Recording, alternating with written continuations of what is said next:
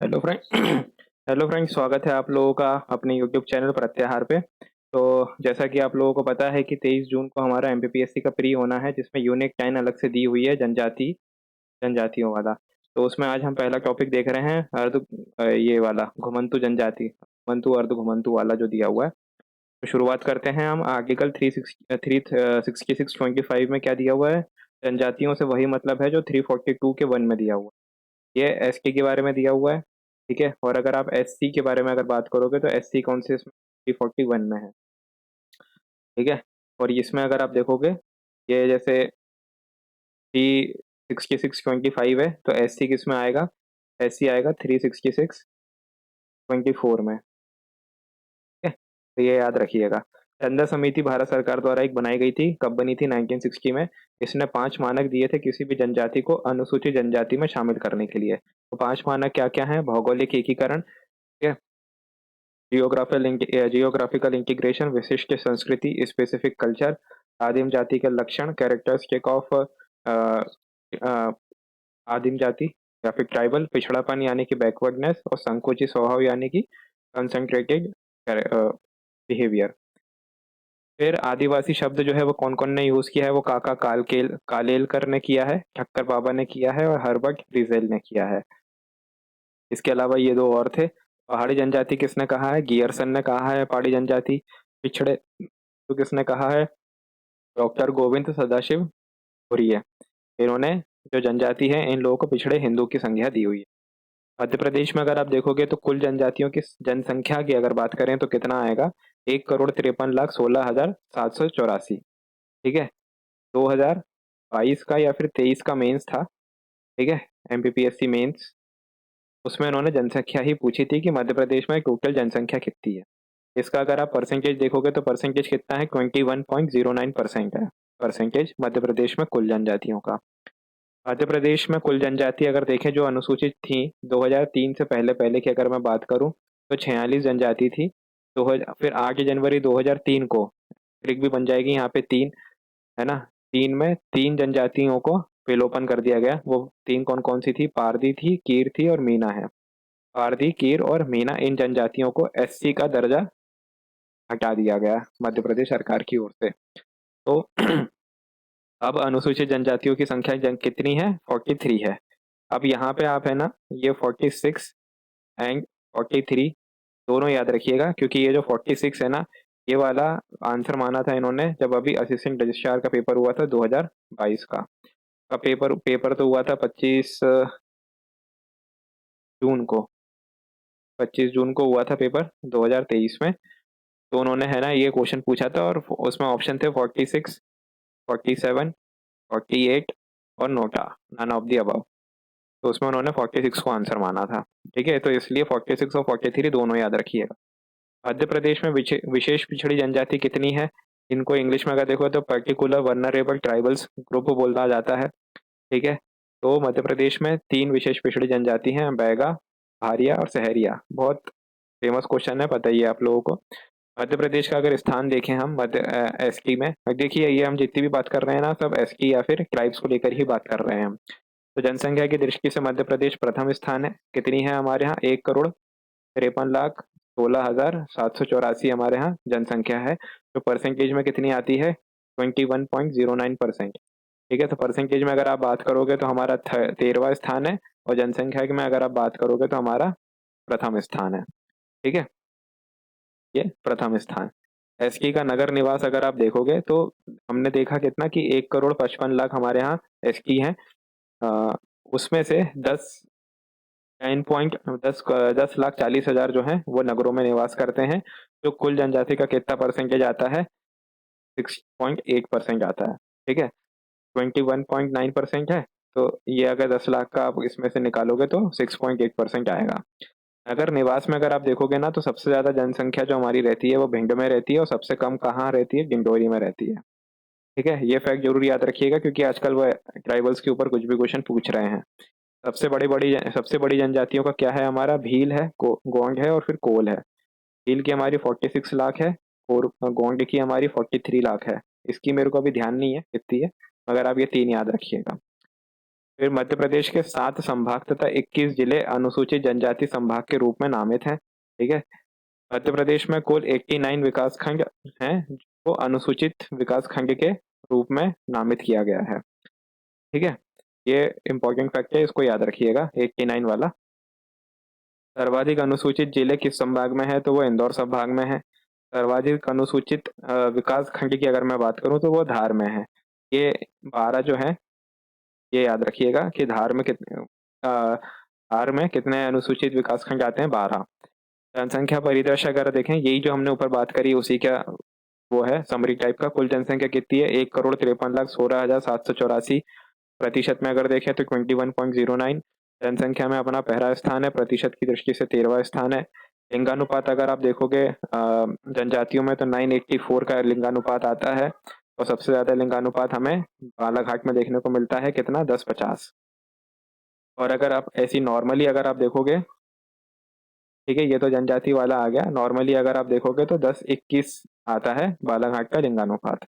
नगरीय निवास हमने देखा ही, 10,40,000 था, परसेंटेज में 6.8 था। सबसे ज्यादा कहाँ है, भिंड में, सबसे कम कहाँ है, गिंडौरी में। भिंड में कितना है, 76.8% और गिंडौरी में 1.6%। दशकीय वृद्धि दर अगर आप देखोगे तो सबसे ज्यादा हमें छतरपुर में देखने को मिलती है। ठीक है, ये दशकीय वृद्धि दर 25 से या फिर 27 हमें देखने को मिलती है।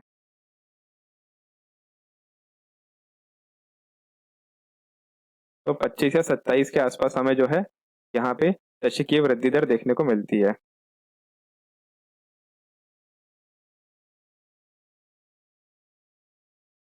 ठीक है, फिर इसके बाद जो है हम आगे बढ़ेंगे। एक मिनट। छतरपुर में सबसे ज्यादा हमें दशकीय वृद्धि दर देखने को मिली है, और न्यूनतम अगर आप देखोगे तो मंदसौर में, भिंड में और उज्जैन में है, MPU। ठीक है, तो यहाँ पे तो क्या है, नकारात्मक वृद्धि दर देखने को मिली है हमें। ठीक है, तो आप इसको चाहे तो CM से भी याद कर सकते हो, छतरपुर, मंदसौर। छतरपुर में सबसे ज्यादा है, मंदसौर में सबसे कम। फिर जनजातियों में साक्षरता अगर आप देखोगे तो 50.6% है, ये MP की है। MP में जो जनजाति है वो 50.6 साक्षर है, मतलब हर आधी दूसरी जनजाति दूसरा SK आपको पड़ा हुआ मिलेगा। और भारत में ये कितनी है, 59.00%। इसमें भी अगर आप देखोगे तो किसी का याद रखो ना रखो, महिलाओं का जरूर याद रखना, 41.5% है, और पुरुषों का कितना है, 59.6% है। ठीक है, तो फिर ये भारत का दिया हुआ है 49 और ये 68.50। तो मेन तो आप MP का याद रखिएगा। दशकीय वृद्धि दर जैसे कि अपन ने ऊपर देखा था, छतर वो कितनी है, 25.20% है। सबसे ज्यादा कहाँ पे देखने को मिली हमें, छतरपुर में। ठीक है, और सबसे कम कहाँ है, मंदसौर। घनत्व अगर आप देखोगे तो भारत में SK का घनत्व जो है 32 है, और मध्य प्रदेश में कितना है, 50। और 50 ही हमारा कितना है, इनका साक्षरता दर है 50.6%। है ना, ये दो फैक्ट आप याद रखिएगा। जनसंख्या की दृष्टि से सर्वाधिक SK जिले कौन कौन से हैं, तो धार आता है, बड़वानी आता है, झाबुआ आता है। ठीक है, इसके बाद से जहाँ तक है एक आपका छिंदवाड़ा आएगा। ठीक है, और फिर उसके बाद मेरे ख्याल से छिंदवाड़ा ही है। अब तो क्या 2011 की जनगणना के, अब धार पे अगर आएगा ना तो छिंदवाड़ा याद रखना, बाकी अब ये कम हो गया होगा क्योंकि इससे जिला बन गया है दूसरा। ठीक है, पागडुन्ना जिला का गठन हो गया है ना, तो अब ये नहीं रहा होगा। तो धार में कितनी है, 12 लाख। बड़वानी में कितनी है, 9 लाख। और झाबुआ में कितनी है, 8 लाख। तो 12, 8, 9 ऐसे आप इसको याद रख सकते हैं। मैंने तो टिक बना ली थी DB मॉल की, या फिर दैनिक भास्कर जो आपका पेपर आता है ना, DB पेपर, वो दैनिक भास्कर ही है। तो DB से J, झाबुआ। न्यूनतम अगर आप देखोगे तो कहाँ है, भिंड में, दतिया में और फिर मुरैना में।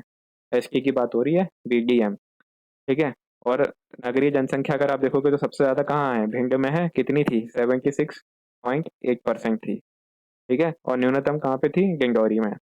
प्रतिशत में अगर आप देखोगे तो सबसे ज्यादा प्रतिशत हमें कहाँ देखने को मिलता है, अलीराजपुर में, झाबुआ में, बड़वानी में।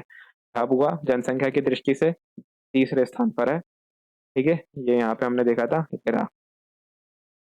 और अ, इसमें अगर आप देखोगे,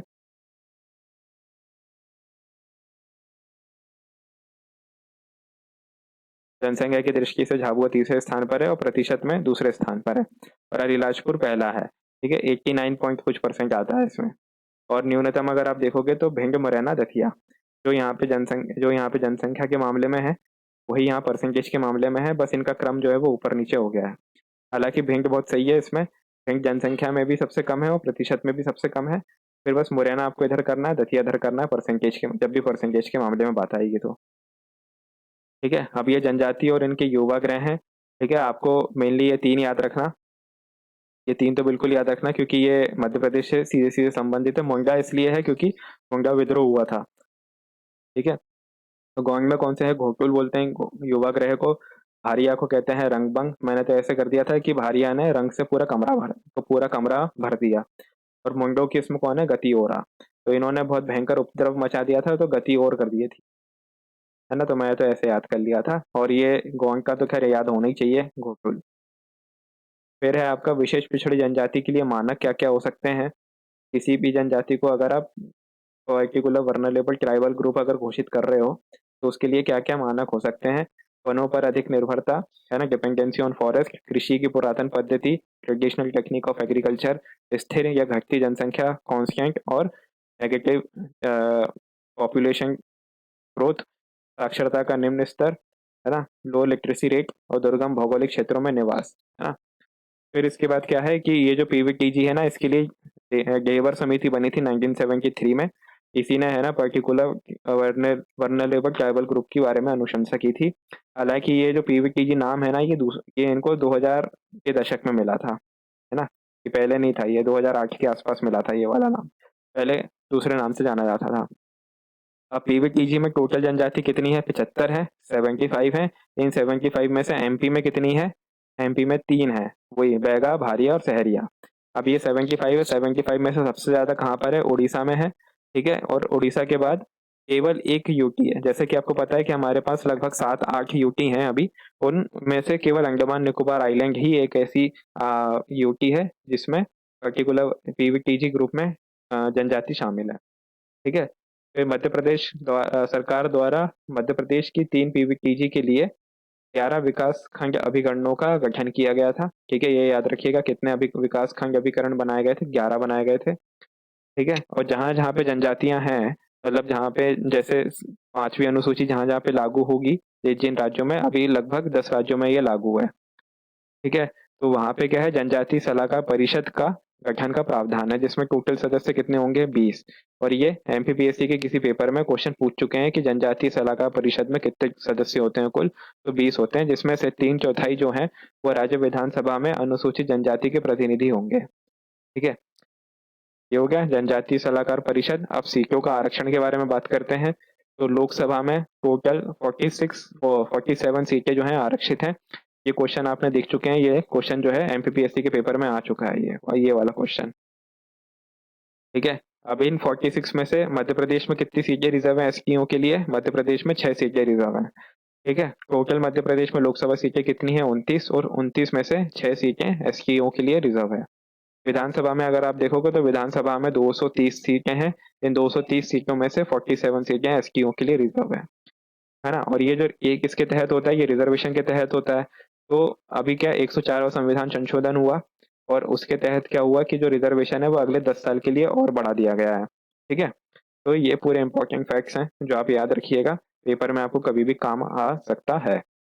ऐसा एक्ट, है ना, 1996 में ये लागू किया गया था, जो कि जनजातियों के संदर्भ में बहुत इंपॉर्टेंट एक्ट है ना। ऐसा क्या है, पंचायत उपबंध अनुसूचित क्षेत्रों तक विस्तार अधिनियम 1966, ये है इसका फुल फॉर्म। तो पैसा अधिनियम कब आया है, 1966 में आया है। और ये कौन सी समिति की सिफारिश पे आया था, तो ये भूरिया समिति बनाई गई थी एक। ठीक है, उनकी समिति की सिफारिश पे ही आया था। ये लागू कब हुआ, ये है, ये हुआ था लागू 24 दिसंबर 1996 को। ठीक है, ये लागू वाली डेट आप याद रखिएगा, ये इंपॉर्टेंट हो जाती है। और मध्य प्रदेश ने इस अधिनियम के लिए नियम कब अधिसूचित किए, 15 नवंबर 2022 को। और 15 नवंबर आपको पता ही है जनजातीय गौरव दिवस है। ठीक है, ये बहुत इंपॉर्टेंट है, इसको भी याद रखिएगा, ये वाली डेट को।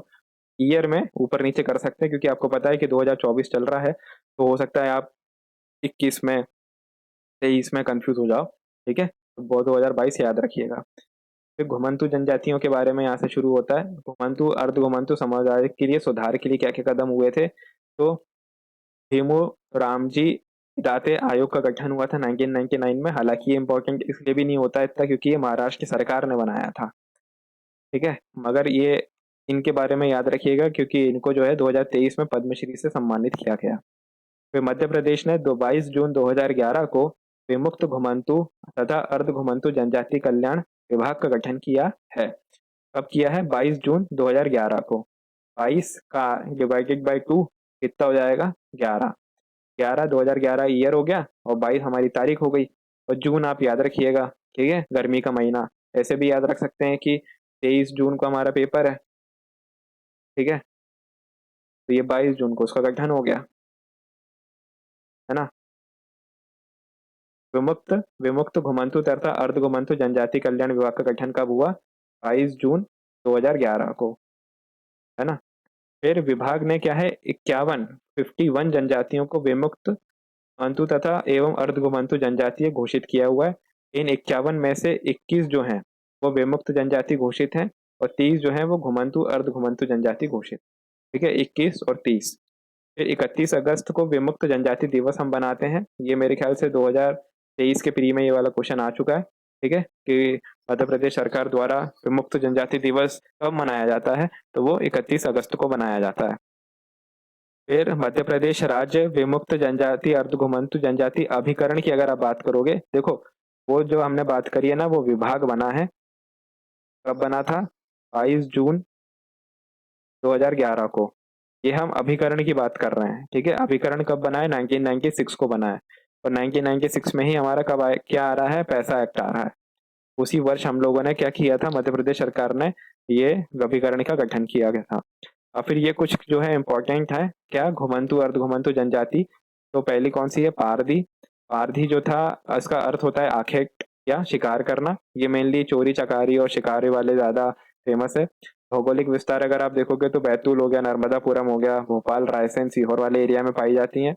इनकी जो प्रमुख देवी हैं वो हैं चांदी देवी। फलतः महिलाएं कमर के ये चांदी देवी को पूजते हैं। इस कारण से क्या होता है कि जो पारधी जनजाति की जो महिलाएं हैं वो चांदी के आभूषण नहीं पहनती हैं अपनी कमर के नीचे। मतलब पैरों में आपने देखा होगा तो चांदी के बड़े बड़े कड़े पहनती थी पुरानी पुरानी जो महिलाएं होती थी, आपने अपने दादी वगैरह को देखा होगा। तो ये ऐसे ऐसे आभूषण इनके इसमें नहीं देखने को मिलते। कारगर जो है काले रंग के पक्षियों का शिकार करती हैं। कारगर जो होती है मतलब पारधी जो जनजाति है उसी में एक कारगर जनजाति भी होती है, कारगर पारधी। ये लोग काले रंग के पक्षियों का शिकार करते हैं, ठीक है। फिर आते हैं बंजारा। तो बंजारा में क्या है कि कबीलाई पद्धति का प्रभाव आज भी हमें देखने को मिलता है। कौन सी जनजाति में? बंजारा जनजाति में। निमाड़, मालवा, मंदसौर वाले एरिया में ये ज्यादा है, ठीक है। विधवा विवाह जो इन लोगों के इसमें देखने को मिलता है हमें, विधवा विवाह है, जड़ विवाह है, अपहरण विवाह है, मंगनी विवाह है, राजी बाजी विवाह है और नातरा विवाह है। नातरा विवाह ही मतलब एक किसी जनजाति में जो है वो विधवा विवाह को ही बोला जाता है। जड़ विवाह है, बारात वगैरह से संबंधित है कि जो वर है वो बारात लेके जाता है वधू के घर पे। अपहरण विवाह यह है कि मतलब महिला रजामंदी से किसी लड़की को उसकी रजामंदी से लेके चले जाते हैं, जैसे कि हमें आपको भील जनजाति में भी देखने को मिलता है। फिर मंगनी विवाह, इसमें मांग वगैरह रखी जाती है दहेज टाइप का। और राजी बाजी विवाह यानी कि पूरे परिवार के सहमति से विवाह जो होता है, राजी बाजी विवाह। नृत्य अगर आप देखोगे तो तलवार नृत्य और गंगावेली नृत्य हमें देखने को मिलता है। और गंगावेली नृत्य जो है वो मेनली पुरुष प्रधान नृत्य है। प्रमुख एवं धार्मिक नृत्य है कौन सा? इनके इसमें मछली नृत्य देखने को मिलता है जो कि क्या है? इनका एक धार्मिक नृत्य है। किसका? बंजारों का। फिर जो बंजारे हैं वो सिख धर्म से प्रभावित हैं। अन्य तथ्य में अगर आप देखोगे तो कंघी के आविष्कारक माने गए हैं। उड़द दाल को ये लोग शुभ मानते हैं बंजारे। गाँवों की इनकी जो गाँवों की बसाहट होती है इन्हें टांगा कहते हैं, ठीक है। 2023 मई में सीएम ने मंदसौर में श्री रूप सिंह जी महाराज की मूर्ति का अनावरण किया था, जो कौन है? बंजारे जनजाति से संबंधित है और पूजनीय है उनकी समाज में। और बंजारे जनजाति वाले जो लोग हैं ना ये एक स्थान पर ना रुक करके ये घूमते रहते हैं। आपने कई बार अपने शहरों में अपने गलियों में देखा होगा कि भेड़ बकरी और ऊंट लेकर ये लोग चलते हैं, है ना। तो वो बंजारे जनजाति वाले होते हैं। दूसरी जनजाति कौन सी होती है? बाछड़ा, ठीक है। बाछड़ा कहाँ है? दसपुर क्षेत्र में। दसपुर कहाँ पे है आपका? वर्तमान मंदसौर, ठीक है। मंदसौर का भाग है। जीवन यापन के लिए नृत्य कार्य करती हैं ये। यह जनजाति बांस कला, ठीक है, ये जरूर याद रखिएगा। बांस कला में निपुण है ये। ये बहुत इंपॉर्टेंट है, ये याद रखिएगा। निपुण है जिस कारण इसे बांस जोड़ा भी पुकारते हैं। पीपल को देवता के रूप में पूजते हैं। ये कहीं पे मैंने क्वेश्चन देखा था कि कौन सी जनजाति है जो पीपल को देवता के रूप में पूजती है, तो बाछड़ा जनजाति है। मूलतः कंजर जनजाति से संबंधित है। कौन? बाछड़ा जनजाति के लोग कंजर जनजाति से संबंध रखते हैं। फिर है हमारा कालबेलिया। ठीक है, कालबेलिया इंपॉर्टेंट। अब जैसे काल जो है वो सर्प काल दोष आपने सुना होगा, है ना, साउथ की कई मूवी में आपने देखा होगा, और कई लोग जो आप लोग भी बैठे होंगे उसमें देखा होगा कि सर्प दोष है कुंडली में। तो ये मेनली मैं आपको लिंक कराने की कोशिश कर रहा हूँ कि काल और यहाँ पे कालबेलिया, तो इसमें क्या है, ये लोग सर्पदंश वगैरह से कहाँ संबंधित होते हैं। इस कालबेलिया जनजाति के संस्थापक कौन है? इनके हैं गुरु कानिफनाथ। गुरु कानिफनाथ इसके संस्थापक है। रुद्राक्ष धारण करती है ये जनजाति। सर्पदंश का भी उपचार करती है। प्रमुख नृत्य जो है कालबेलिया नृत्य है। और इसको है ना, मतलब ऐसा मैंने फैक्ट पढ़ा था कि 2010 में इसको यूनेस्को ने अपनी अमूर्त संस्कृति में इसको जोड़ा है ना। तो आप ये ईयर याद रखिएगा बस, कम से कम ये मैंने जहाँ से पढ़ा था तो उसमें दिया हुआ था। अब यहाँ पे मैंने लिखा नहीं है, मगर आप याद रखिएगा। हस्तशिल्प बनाने के लिए प्रसिद्ध है ये जनजाति। हस्तशिल्प में भी क्या? गुदड़ी। ठीक है, मन का आभूषण तथा सूरमा भी बनाती है। फिर है आपकी धनगर जनजाति। ये सागर में निवास करती है और खंडोबा लोकप्रिय संरक्षक देवता है इन लोगों के। इसके धनगर जनजाति के। ठीक है, फिर आती है हमारी कंजर जनजाति। ठीक है, ये हमारी लास्ट है। कंजर जनजाति क्या है? इसे गिहार भी कहते हैं। ठीक है, चक्राकार नृत्य महिलाएं करती हैं, गोल गोल घेरा बना के, और स्वयं को मानक गुरु का वंशज मानते हैं। किसका मानते हैं? मानक गुरु का वंशज मानते हैं। फिर नरसी पारसी से संबंधित है ये वाली कंसी कंजर जनजाति। ठीक है, तो ये जो लेक्चर है आप इसे जरूर ध्यान रखिएगा।